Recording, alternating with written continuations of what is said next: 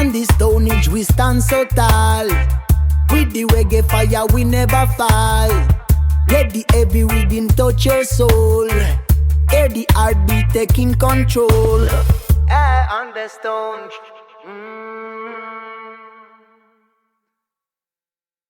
There will never be another Hurricane Melissa again. The name will be retired, as it was the strongest to ever hit Jamaica and tied to be the strongest ever in the Atlantic.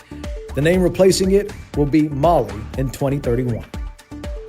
We continue to track Hurricane Melissa. It has now been upgraded to a Category 5 storm as it heads toward Jamaica. And the National Hurricane Center says it's likely to cause life-threatening and catastrophic flash flooding and landslides. 5 this morning. You can see the structure, well-defined eye. It's a compact storm, but man, is it powerful. Top winds at 160. Pressure's now 917 millibars. Movement is west at 3, so it's slow. It's still expected to take a northerly turn this afternoon. By the way, may not be done strengthening. Still a favorable environment. The storm about 90 miles south of the island. Hurricane warnings extend Jamaica to Haiti, all the way to Cuba, too. They're expected to feel the impacts here in the coming days. Now, let's look at the track. It's expected to reach the island by late tonight into tomorrow morning. Devastating impacts in terms of power outages. Some areas could see as much as 30 to 40 inches of rain. That'll lead to some landslides, too, with terrain really disrupting the storm somewhat before it impacts Cuba, the Bahamas, and perhaps Bermuda later this week. Back to you. All right, Tony, thank you very much. And we know residents there are stocking up in supplies and making other last-minute preparations. Businesses are boarding up windows, and tourists just over the weekend, they hustled to make their way off the island. Jamaica's 2 main international airports are closed ahead of the storm. Well, the look of how things is going right now and how I see the sky and the weather coming in, I think this one is different. I think we're definitely gonna have this one gonna impact us hard. Usually when a storm, they say a storm is coming, usually it doesn't hit us. We don't get the full impact. So me personally, I've never witnessed a hurricane that has damaged Jamaica. So I'm not sure if I'm scared because I don't know what to expect.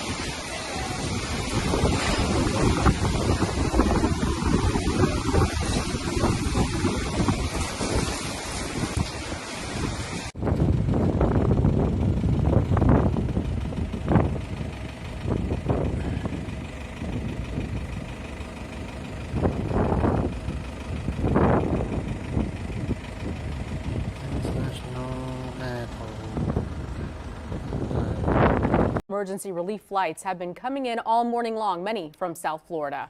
And Local 10 has live team coverage bringing you reports from on the ground in some of the hardest hit communities. And we begin with Local 10's Aaron Mabin in Montego Bay with our latest update. Right now, we are near Sangster International Airport in Montego Bay, Jamaica. A big day for this airport because relief operation flights are expected at some point, but no commercial flights at this airport. As we take a look together, there is confusion here. People were hoping to catch flights, but they cannot get through. You can see police out here talking to people, redirecting them as well. The reason for that confusion is because there's so much power outages, across this island. People didn't get the emails, they didn't get the calls.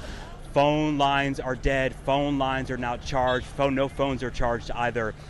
So that has led to this confusion. It is really bad.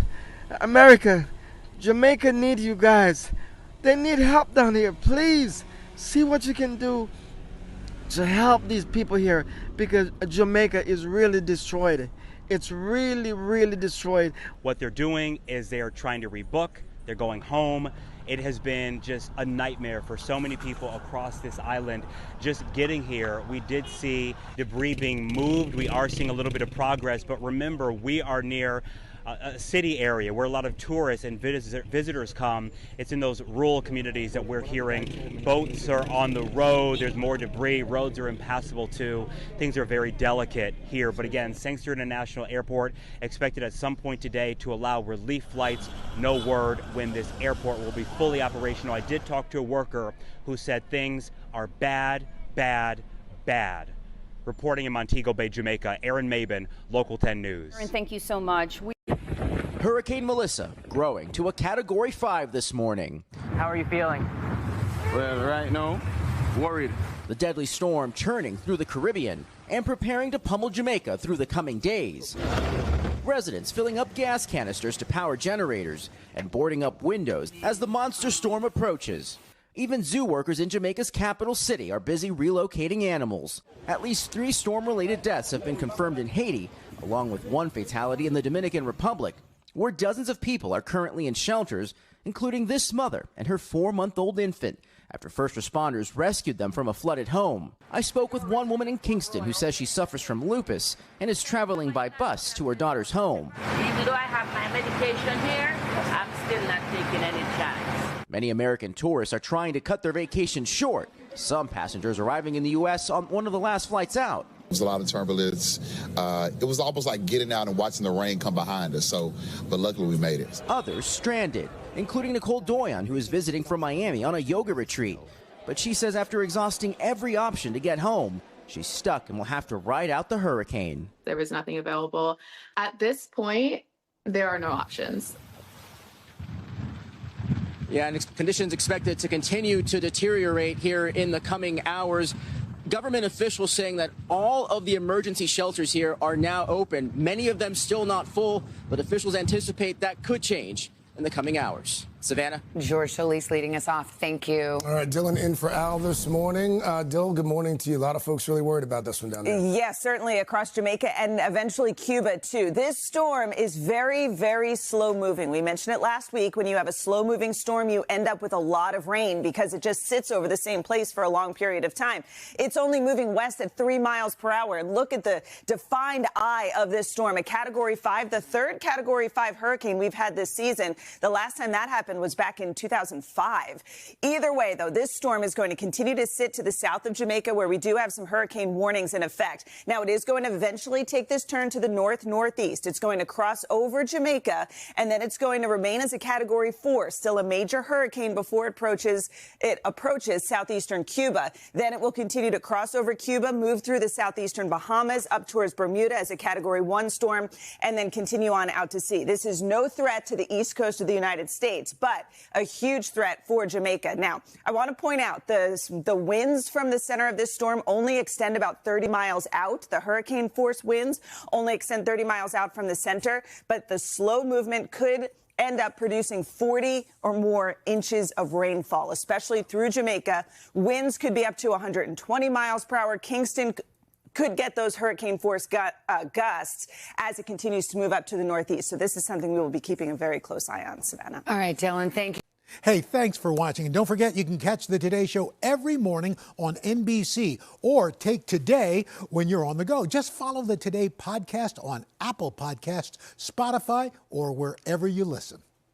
Yesterday was horrible, horrific, terrifying, the worst day of my entire life, the worst experience of my entire life. To see my place being flooded out, it was terrifying for me and my child. The water level reached me to my waist. I was stuck in my house. They had to break into my home to save me. My neighbors, I had to go down. The water was submerged to here. We had to go down and rescue like older people, children. It was horrible. We absolutely don't know how we're going to recover from this, honestly.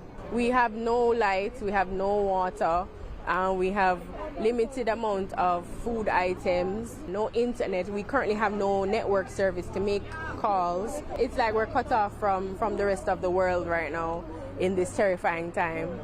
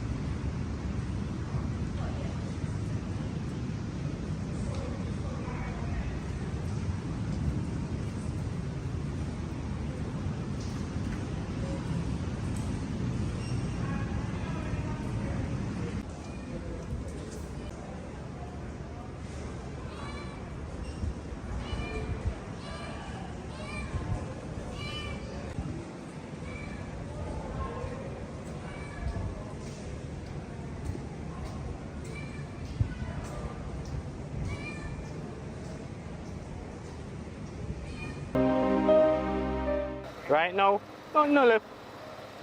Nothing no left, man. Boy, I never experienced nothing like this yet. Nothing from me born till now. No, sir. We never see this yet. Wickedest one we ever see pass through. I'm from Petersville. My wife live at Crawford. Come from Crawford, so we travel both ends. We did have a piece of concrete for my building, but all of the board gone. It's just an act of God. Just a disaster came in, and that's what it's done to all of us. We have to thank God that our life has been spared, that is the greatest, and we can pick up our pieces and start back all over again. I'm living at a little district named Fosdick Grove, just across from here. And what's the impact over there like as well? Oh my God, devastation. I was out here in the morning, which is about from 6 o'clock till about 10 o'clock on the Monday. You understand me? So I've been getting some bulletin that the storm surge will be coming. So I leave at 1:30 and I went home. And I slept very good in the night. And when I wake up in the morning, about 6 o'clock, 6:30, then believe you me, the trauma has begun. You understand me? I couldn't move. I stand in the house and it came from this direction, in the east direction. You understand me? And slam onto the top of the roof and remove that. Then it go down the road, and after it make a little spin and come and stick up the other race, and I could have just stayed in one corner like this. I was just staying like this. There's no way I could move. There's no way I could move.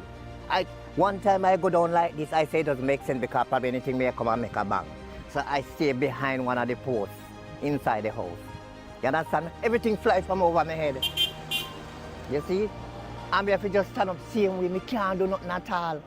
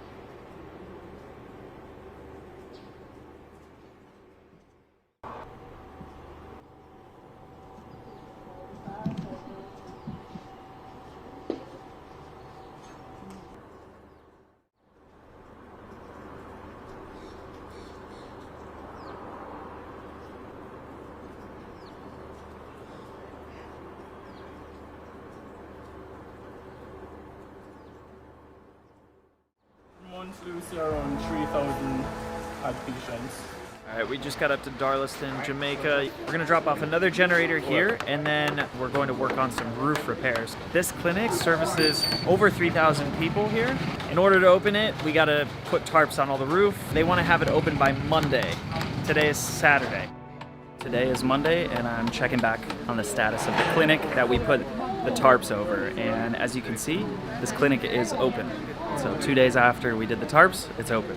Yes, we are seeing patients today. It's appreciated. The elderly especially, they are glad they got to be seen. And those who are not even elderly, they're having challenges. We're very happy for it. People that are dehydrated, hungry, need their medications. There's a lot of elderly patients in the community. They can come back to the clinic now because it's open. So this is a temporary fix. Obviously, this isn't permanent. But you can see it's important to get these tarps up ASAP because it allows these communities to start to come back. We are here in New Market in Savannah Lamar. We are starting out our community-led JDF-supported initiative. That means that it is led by the community to find the places that are in most need, to provide generator and tarps to people in most need, the most vulnerable first. That's round one. That's what we're doing today.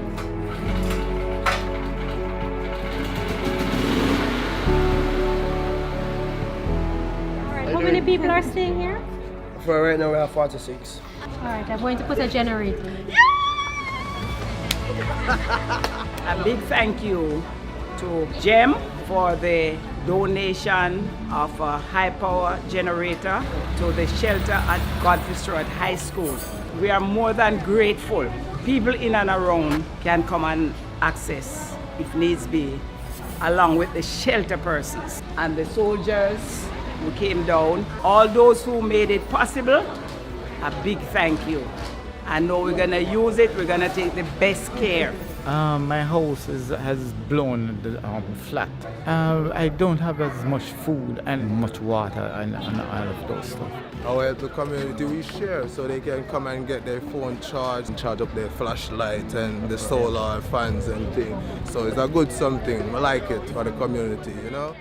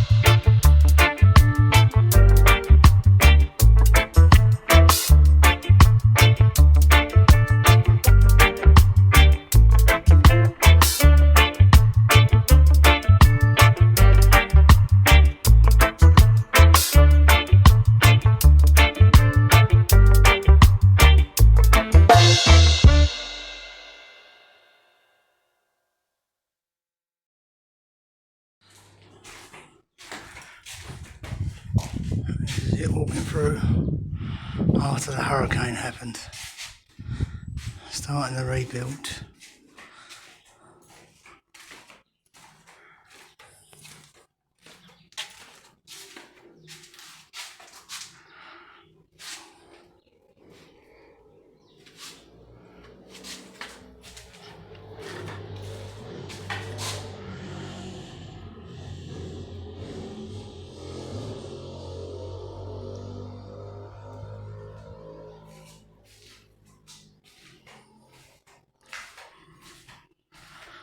To the next room.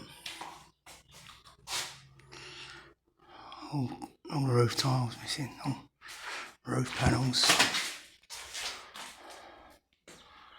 Here in Jamaica they call them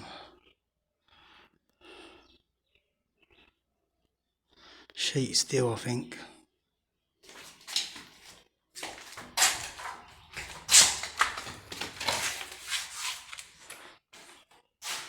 Every room damaged, this is how they all was.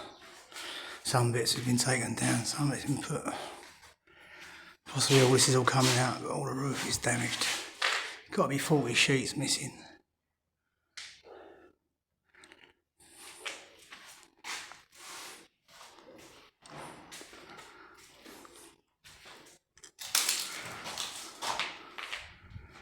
As you can see, this is the start of it.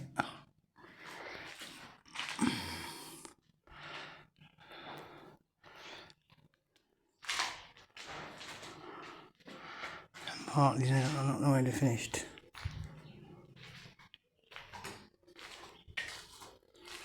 So this is how they all rooms are.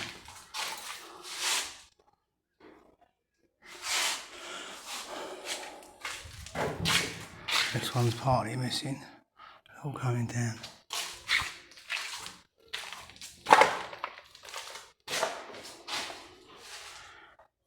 That's all the weather. Once they get wet, it's hardboard. That's the problem. What do you do? The rain's only as good as the roof.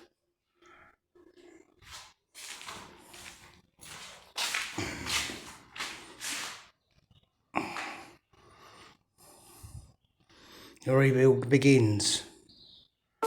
Yeah man, stone it rocking rhythm again. Building roots running deep now. On this stone age we stand so tall. With the reggae fire we never fall. Let the heavy rhythm touch your soul. Hear the heartbeat taking control. On the stone.